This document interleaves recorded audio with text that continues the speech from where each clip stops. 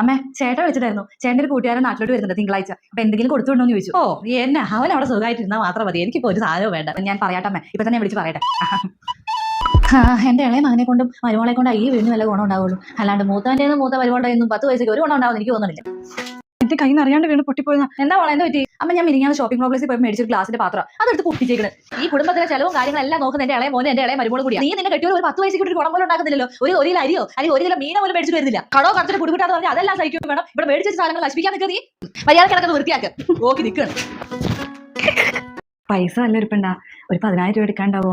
അധികം വൈകില്ല. ചേട്ടൻ എന്തെങ്കിലും അയച്ചു തന്നാൽ അത് വീട്ടിലെ ചെലവിന് വേണ്ടിയുണ്ട്. പിന്നെ ബാക്കിയൊക്കെ ചേട്ടനായിലാണ്. ചേട്ടനോട് പൈസ ചോദിക്കുമ്പോൾ ചീത്ത പറയും. എന്തെങ്കിലും അങ്ങനെ പൈസ ഒന്നും ചേച്ചി. മോളെ അവള് വന്ന് നിന്നോട് പൈസ ചോദിച്ചാ? എന്നോട് പൈസ ചോദിച്ചമ്മേ 10,000 രൂപ. എന്റെ ദൈവമേ, ഇതുങ്ങൾ കടം മേടിച്ച് എങ്ങോട്ടായി പോണത് എനിക്കറിയാൻ പാടില്ല. ഒണ്ടേലും കൊടുക്കണ്ടെന്ന് ഞാൻ അറിയുള്ളൂ. കൊടുത്താൽ കിട്ടുകയില്ല. എന്റെ മോക്കിടന്ന് ഗൾഫിൽ കിടന്ന് കഷ്ടപ്പെടുന്ന അതേ മൂത്ത മോനും മരുമോക്ക് കിട്ടുന്നത് നശിപ്പിച്ച് നടക്കാനല്ല.